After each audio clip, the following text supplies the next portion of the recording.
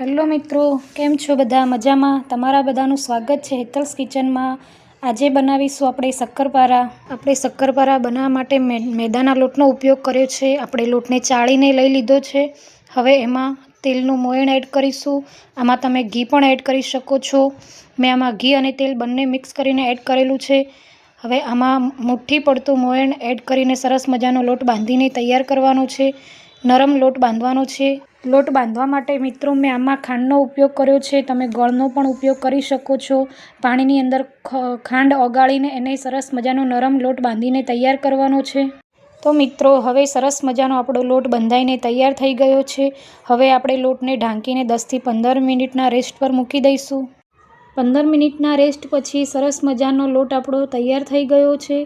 તો હવે એને વણી લઈશું. એની થિકનેસ તમે જોઈ શકો છો. બહુ પતલી રાખવાની જરૂર નથી. હવે એને શક્કરપારાનો શેપ આપી દેવાનો છે.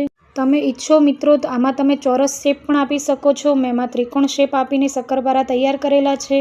હવે સરસ મજાના ગરમ તેલમાં એને આપણે તળી લઈશું. તો મિત્રો આપણે ગરમ તેલમાં શક્કરપારા એડ કરી દીધા છે. પણ તમારે એક વાતનું ખાસ ધ્યાન રાખવું મિત્રો કે એમાં ગેસની ફ્લેમ એકદમ ધીમી રાખવી અને ધીમે ધીમે એને હલાવતા રહેવું, જેથી એ ચોટે નહીં અને સરસ મજાના ક્રિસ્પી બનીને તૈયાર થઈ જાય. તમે જોઈ શકો છો મિત્રો, આપણા સરસ મજાના શક્કરપારા બનીને તૈયાર થઈ ગયા છે. જે બહારથી ક્રિસ્પી અને અંદરથી સોફ્ટ એવા સરસ મજાના શક્કરપારા તૈયાર છે. તમને મારી રેસીપી ગમી હોય તો મારી ચેનલને લાઇક, શેર અને સબસ્ક્રાઈબ કરવાનું ભૂલતા નહીં. જય શ્રી કૃષ્ણ, જય જલારામ.